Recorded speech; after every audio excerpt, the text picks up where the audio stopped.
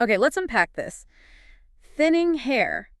It's something so many of us encounter, isn't it? It really is. Very common. And we often just, write it off. Maybe it's genetics, maybe age, or we treat it as purely cosmetic, something to cover up. Right, just deal with the symptom. But the sources you shared suggest something. Well, something much more fascinating. That thinning hair could actually be your body waving a flag, kind of trying to tell you something significant about your health underneath. Yeah, it completely shifts the focus, doesn't it? Moving from just the hair itself to asking why it's happening, looking for those root causes. Exactly.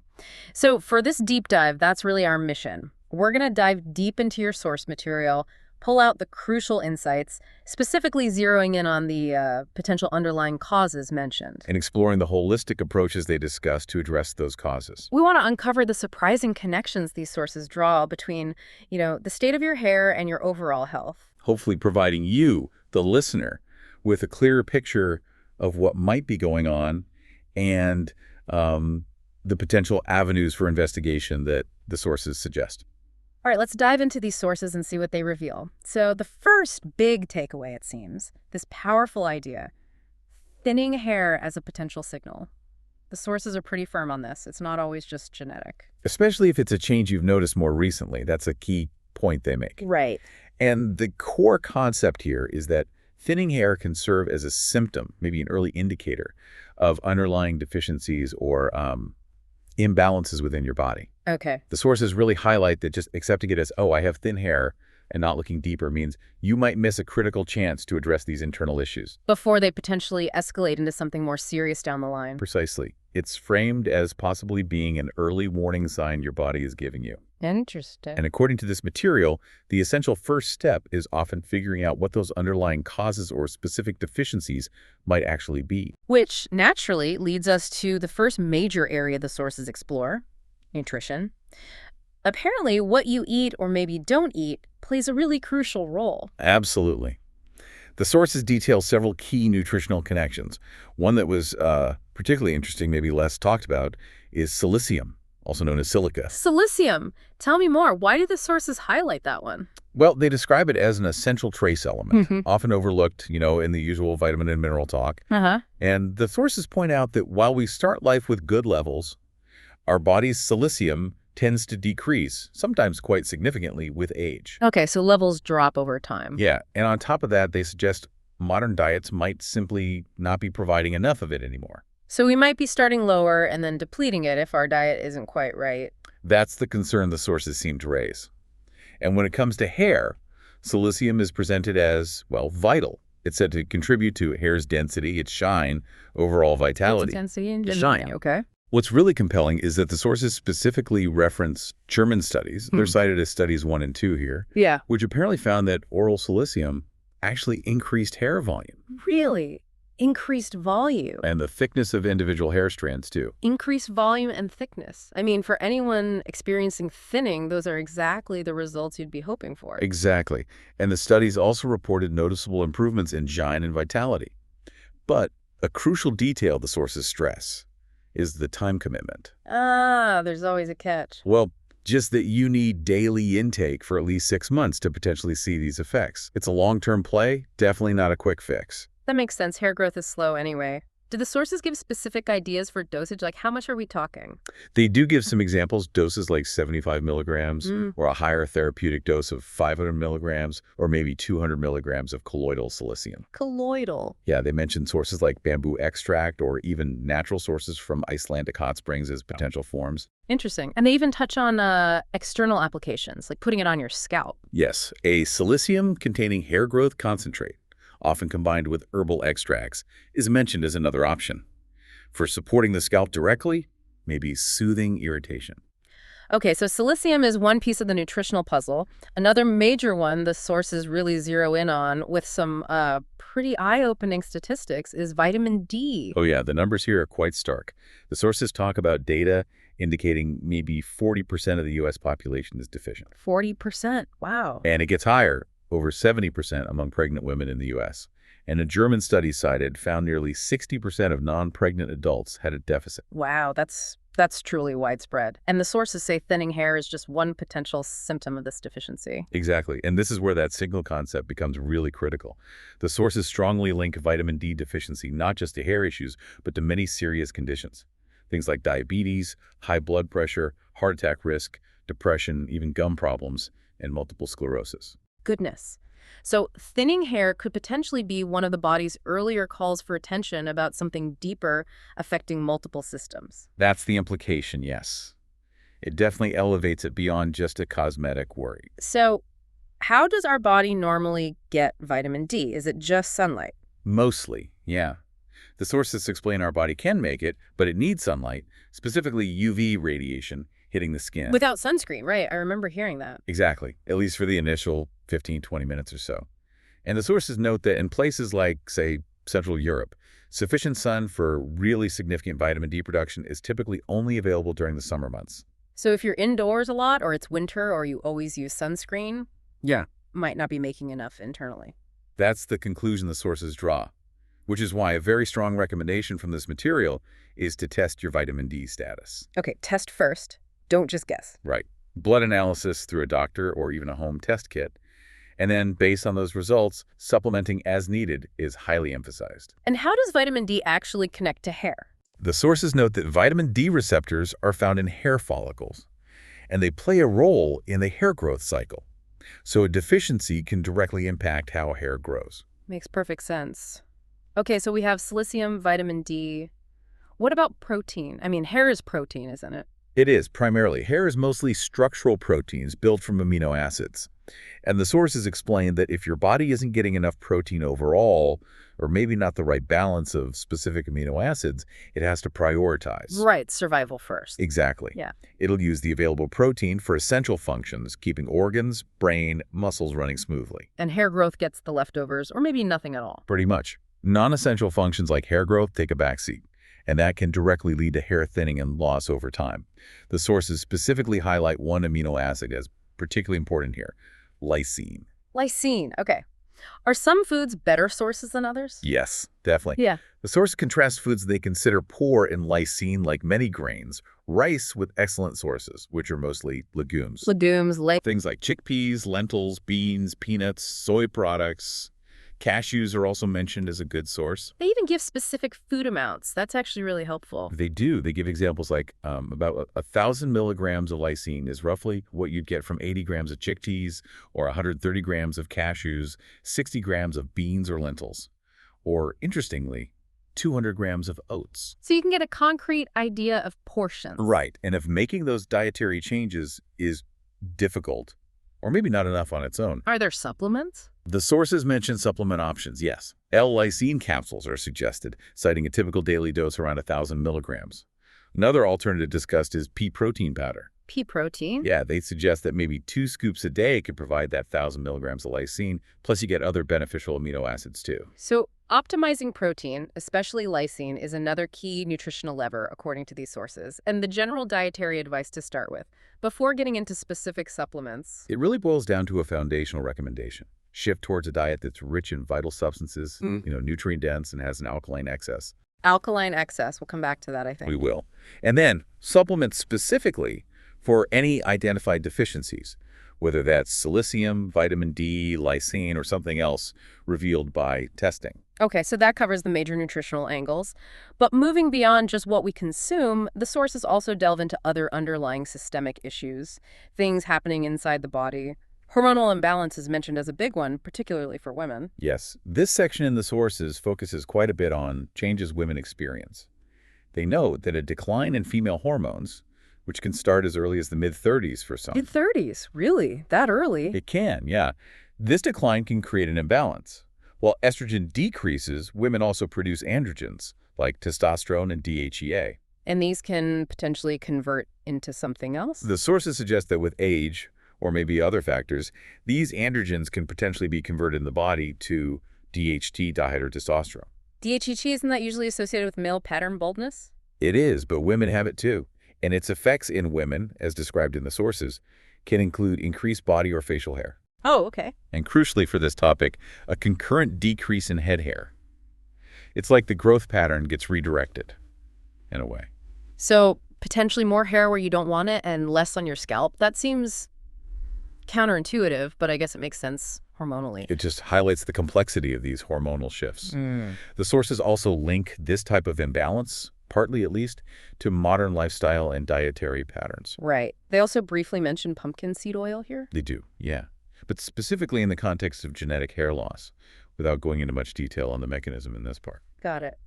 Okay. Another significant internal factor the sources connect to hair loss is thyroid problems. Yes, hypothyroidism and underactive thyroid gland is specifically linked.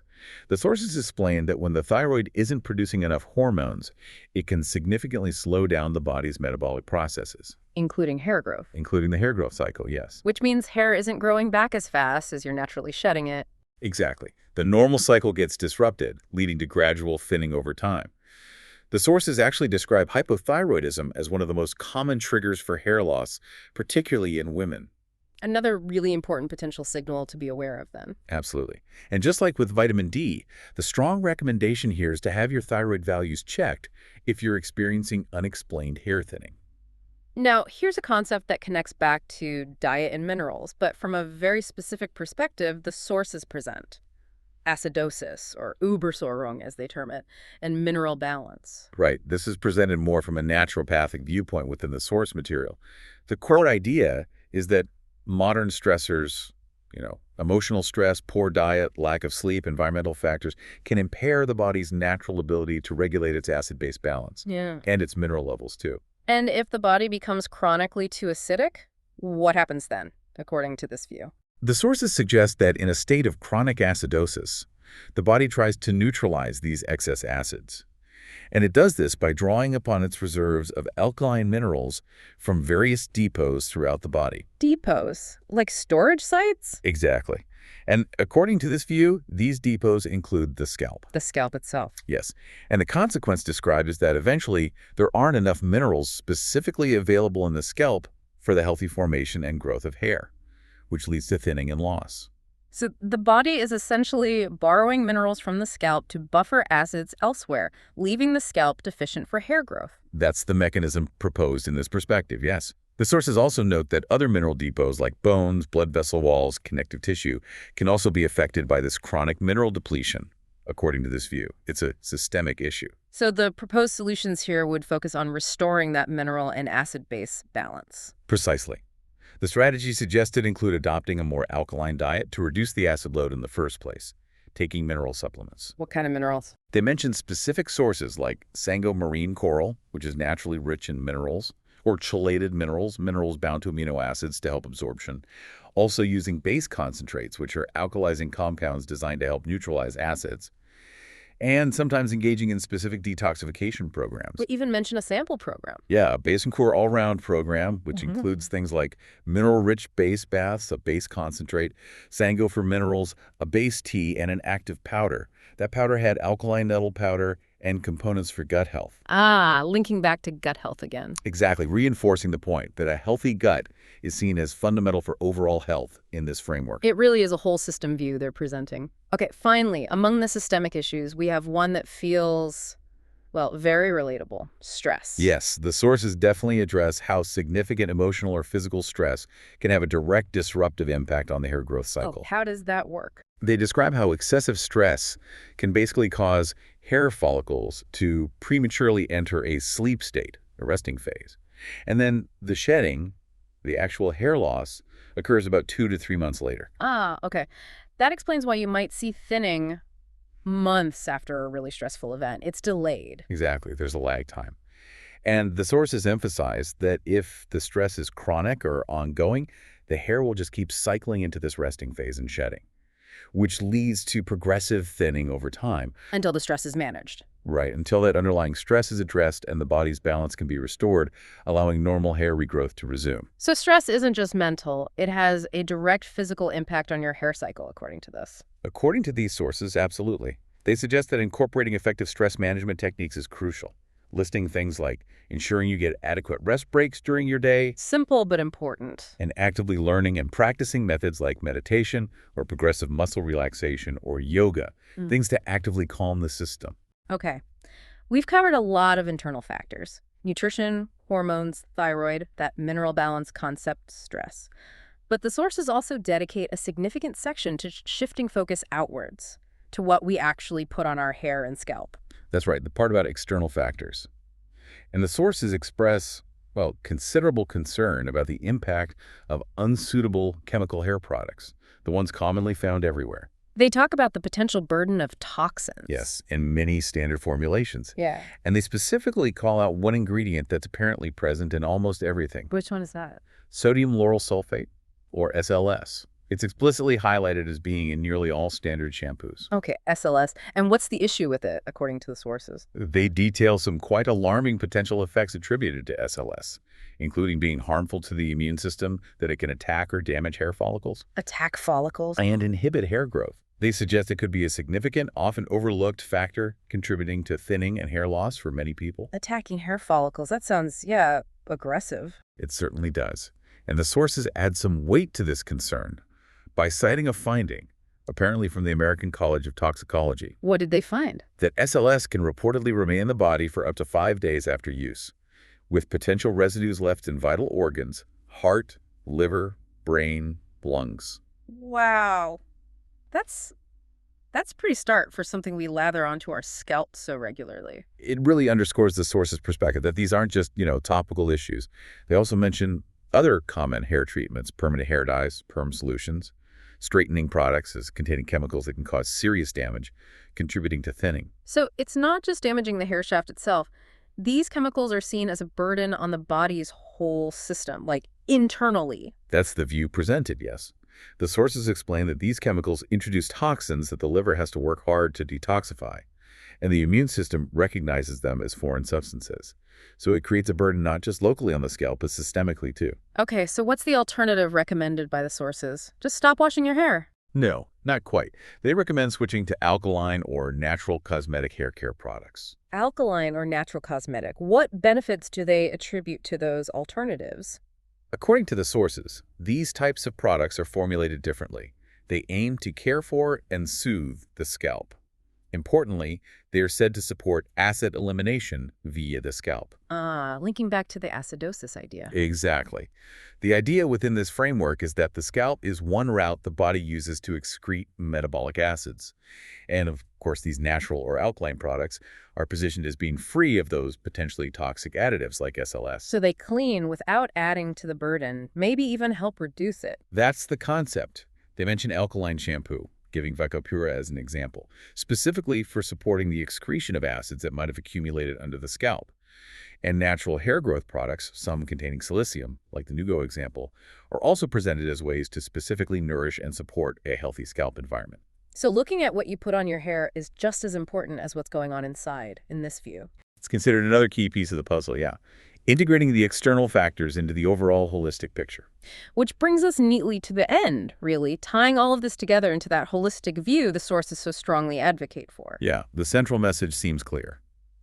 Effectively addressing thinning hair often means recognizing that there probably isn't just one single cause. Right, it's likely multifactorial. Exactly.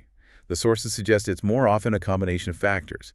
So a holistic approach, therefore, attempts to tackle many of these potential contributors at the same time. So summing up the core components of this 8-step holistic concept described in the sources, what does that comprehensive list look like again? Okay, so based on everything we've covered, the sources concept includes a significant diet change, focusing on nutrient density and that alkaline balance, optimizing silicium intake, both internally and maybe externally, checking and optimizing vitamin D status testing first, ensuring sufficient lysine and general protein intake, getting your thyroid checked. That's 5. Right. Then focusing on deacidification and supporting mineral balance, using those methods we discussed, actively managing stress, considering pumpkin seed oil, which the sources link specifically to genetic hair loss in this context, and finally, switching to natural or alkaline hair care products. Wow, that really is a comprehensive checklist. It covers so many different angles, from your diet and internal chemistry to your stress levels and even your shampoo. It aims to provide a multifaceted approach, acknowledging the potential interconnectedness of all these different factors in contributing to hair health or lack thereof. So we've taken quite a deep dive through the source material you shared today. We've gone beyond that common idea of thinning hair being just genetic or purely cosmetic and Yeah. seen how these sources presented as a potential signal, linked to everything from, overlooked nutritional deficiencies like silicium and vitamin D to hormonal shifts, thyroid function, those mineral balance challenges, the undeniable impact of stress, and even the chemicals in everyday hair products. I think the key takeaway for you, the listener, is that your body is this incredibly interconnected system. And thinning hair could very well be one of the ways it's trying to communicate with you, pointing towards broader health considerations that might be worth investigating further. It really makes you pause and consider, doesn't it? How deeply intertwined your external appearance, something as visible as your hair, might actually be with your internal well-being, your overall bodily balance. It definitely raises a compelling question for anyone experiencing these kinds of symptoms. What else might your body be trying to tell you through seemingly minor or common signs that maybe you typically just brush aside? This deep dive gives you a clear map, based on these sources anyway, specific areas you could potentially investigate further. Whether that's looking more critically at your diet, maybe supplementing intelligently based on testing, assessing and managing your stress levels, or, talking to a healthcare professional about checking your thyroid or other potential deficiencies the sources highlighted. It offers some concrete avenues for exploring what might be going on beneath the surface.